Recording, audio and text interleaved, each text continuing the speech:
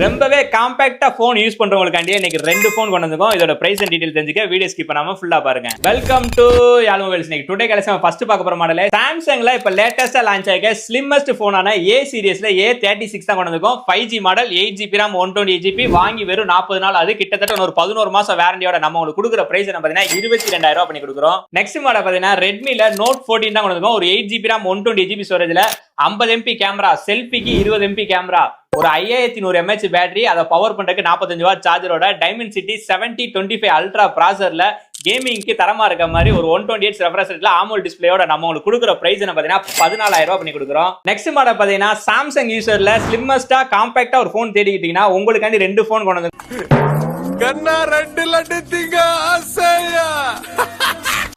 ஒன்னு பாத்தீங்கன்னா Samsung S23 8GB RAM 128GB black கலர்ல நம்ம உங்களுக்கு கொடுக்குற பிரைஸ் என்ன பாத்தீங்கன்னா 24,000 ரூபாய் பண்ணி கொடுக்குறோம்.